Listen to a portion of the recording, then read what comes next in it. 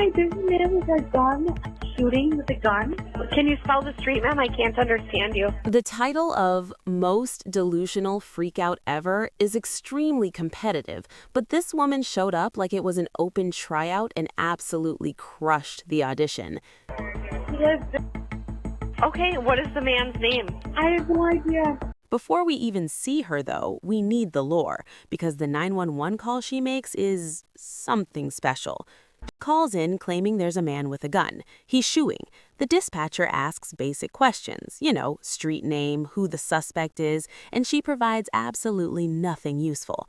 According to her, the man is shooting rabbits. He's shooting everywhere. She knows this because, trust her, bro. She refuses to explain how she knows any of this, pauses dramatically, and then hangs up. Truly Oscar-worthy stuff. If acting awards were given out for malicious nonsense, she'd at least be nominated. Bravo 521, I'm 23. There's nothing going on here. This is most likely a swatting call. So here's the setup. A grown adult decided it would be a fantastic use of her time to attempt swatting, which, in case that somehow still needs explaining, is one of the worst things you can do. It's not a prank, it's not funny, and it has gotten people killed. It's basically a guaranteed fast pass to the permanent naughty list with no appeal process. Call, all on-duty Brookfield police officers responded to the area immediately. Bravo 521, I'm 23. There's nothing going on here. This is most likely a swatting call. Dispatch later informed that the female caller had reached out again, stating she could see the man on her cameras and that he was still firing his weapon. Because of the nature of the call, officers respond immediately. They search the area. No gunshots, no shell casings, no witnesses, nothing. The scene is quieter than a library in space. At this point, it's clearly a swatting call. But she doesn't stop. She keeps calling 911 over and over again, repeating the same fraudulent bedtime story. Eventually, dispatch gets tired of this gobbledygook and forwards all her calls directly to a sergeant's desk phone. And here's where it gets impressive. When she called again, he recognized her voice from previous interactions. A quick in-house database check soon revealed her identity as 36-year-old Ashley Corbin. Okay, we have gone to the area where you have claimed this has been happening 3 times tonight. Yep, you've seen us there? A quick database check reveals her identity, 36-year-old Ashley Corbin. They confront her directly. They explain they've been to the location multiple times and found nothing. She responds like a broken NPC, just repeating, yeah, yup, yeah, with no additional dialogue unlocked. When she called again, he recognized her voice from previous interactions. This woman sounds like she's one glass of wine away from collapsing face first into a copy of 50 Shades of Grey. Yes, you're a queen.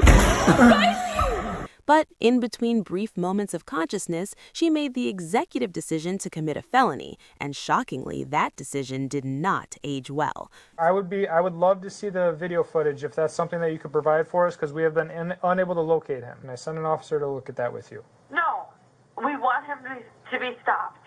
What's going to happen moving forward, we're going to be conducting an investigation for swatting. Are you familiar with that term? I hope so. I hope that you guys are going to take his property into custody and investigate his whole property. I pray to God. Eventually, she claims the suspect is visible on her cameras.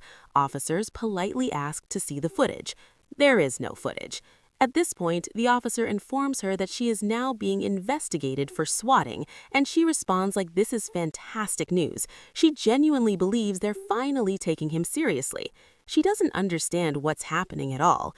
The officer even asks if she's been drinking. She immediately fires back with the confidence of someone who is very, very drunk, insisting she's completely sober, while sounding like her body is desperately begging for water and mercy. Her brain is lagging, her story is collapsing, but she keeps doubling down. And this is just the beginning. Well, we're worried about our kids. Yep, you've said that a couple times, ma'am. If you were so worried about your kids, I think you'd be willing to talk to an officer about it. Are you kidding me? Do you really want to want to go there? We're going to pull the phone records from the phone company. We'll write the subpoena. Police actually track her down, and once she's confronted, she immediately starts unleashing sonic-based attacks on the officers. We're talking real-world banshee behavior, full volume, no cooldown timer. Have you had any drinks tonight, ma'am? Are you crazy? No, ma'am. I'm trying to conduct this investigation for you. Are you a crazy person? Nope. He's been shooting rabbits and doing all kinds of stuff. We get some more lore on Ashley here, and somehow the deeper we go, the less anything makes sense. At this point, it's like peeling back layers of an onion, except every layer is just another crime and a new lie. So, we're going to end this. He's going to pay us $1,500. Oh, that's good for you. Yeah, sure is. Apparently, earlier that same day, she had already been calling a completely different police agency, just unloading more incoherent nonsense. So this wasn't a one-off episode. This was a full tour, a greatest hits album of bad decisions. Ashley Corbin, I remember her. That's who I think it is. I think it's Ashley. Hello? Holy. Is this Ashley? Yeah, no, this is not Ashley. Okay. This is Sergeant Griebling with the Brookfield Police Department. You called us? Who is Ashley? I thought this was Ashley. Why would you think that? She keeps calling 911 over and over again, repeating the same fraudulent bedtime story. Eventually, dispatch gets tired of this gobbledygook and forwards all her calls directly to a sergeant's desk phone. And here's where it gets impressive. The sergeant recognizes her voice. Let that sink in. Police officers interact with thousands of people. Do you know how annoying you have to be for someone to hear your voice and immediately think, oh no, not this one? That takes dedication. A quick database check reveals her identity, 36-year-old Ashley Corbin. Guess what? My name's Lindsay. You can stop calling me Ashley. Thank you. Okay. You should probably slow down on the drinking tonight, ma'am. You should probably fucking stop being a fucking bitch. Okay. How about that? Sorry. Where's he? Eventually, officers find her outside with her dog, and she's yanking on the leash like she's trying to start a lawnmower. Unsurprisingly, the leash pops off, and now we've unlocked a side quest: retrieve the dog. She immediately derails everything by demanding a journey present, which I think is like a participation trophy for being unbearable. Come on, get treat, Prince. Get treat. Chris? No. Come on. Let's go, bud. Come on. After an unnecessarily long struggle, they finally get the dog back. I want my attorney present. Okay, sure. Thank you. So I'm not going to talk to anybody without my attorney present. Very well. I will pass on the Brookfield, and we'll see what they say. And the way she's holding it is genuinely baffling. I've never seen someone grip a dog like it's a hazardous device. She's holding this poor animal out in front of her like the Heisman Trophy, with the dog's anatomy aimed directly at the officers. I don't know if this was intimidation, a distraction, or an attempt at psychological warfare, but it wasn't working. Honestly, the dog deserved hazard pay. So, no, I'm not doing a swatting thing with a Brookfield. Are you kidding me? I wouldn't joke about that. That is a serious joke. Ken is a psycho. I don't even know who Ken is. The guy? We honestly don't know much of what's going on. We were told here to come pick you up, that you have a warrant, and Brookfield wants to talk, has criminal I date a Brookfield officer, okay? Who? My man is an officer, okay? I'm not going to say because I don't want to... You just said Singleton. Then the lies really start ramping up. She insists she didn't swat anyone, calls it a serious joke, and then pivots to saying she dates an officer. Of course she does. She won't say his name, but trust her, he's totally real and definitely works here. I think the strategy was, I date an officer, therefore I'm immune to consequences. Shockingly, that does not work.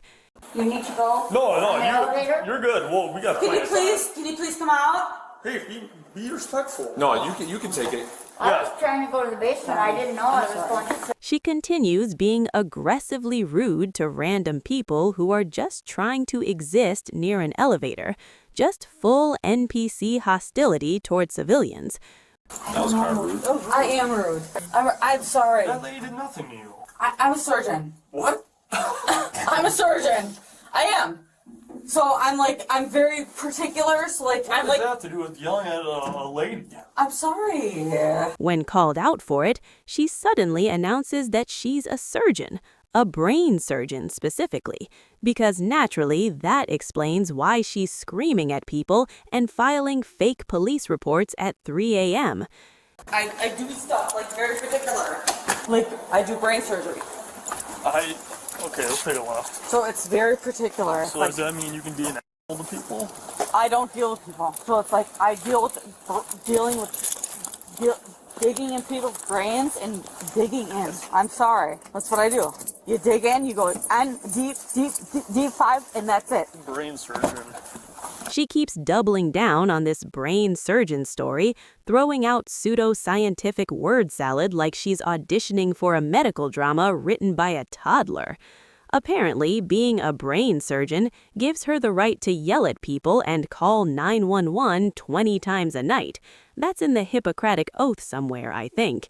You're lying, and you use me as a scapegoat under the bridge. You guys were harassing me under the bridge, and there was no cameras under there, and you guys were harassing me and me under the bridge. She also left a big bag of beer in front of someone's door and... What's up? You guys me in the elevator. Okay. Yep. We have body cameras. And I have marks. We have body cameras, and if you want to... And so do I. If you want to file a false police report, we can go down that road. You're lying. When that doesn't work, she escalates even further and starts making false rape accusations against the officers. This is where it stops being funny and just becomes disgusting. She's screaming these claims despite everything being recorded on body cam. It's blatant, shameless lying, and it's honestly vile. And what they did to me, how they me. Nobody's gonna...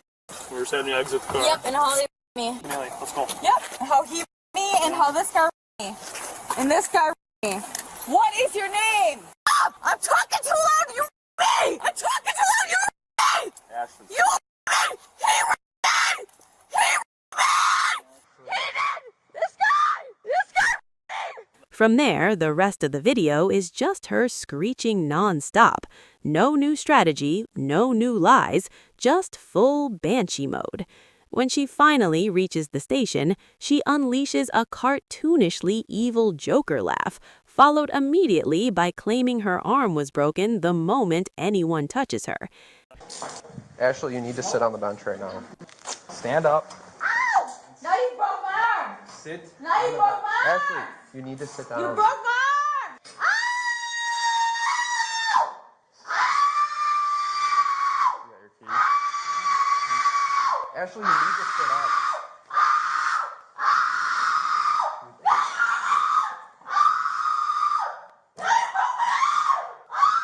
Every single time an officer moves within arm's length, suddenly her arm is shattered into a million pieces. According to her, it breaks about 6 different times in 5 minutes. No! No, you broke my arm! You broke my arm! You did! You broke my arm! I did not break your You arm. broke my arm! Ow! Ow! Why are you hurting me? If you sit forward, I Don't won't touch you. touch Okay. me! Do you have an NCIC for swatting? Oh God.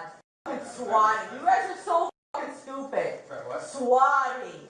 Ow! Ashley, you need to sit up. In the end, she does face charges, but honestly, she gets off incredibly easy, considering how serious swatting is and how many additional lies she piled on top. People have died because of swatting, and she treated it like a game. So yeah, that's Ashley, a pathological liar, a professional nuisance, and one of the most exhausting human beings to ever appear on body cam footage. That's really about it. See ya.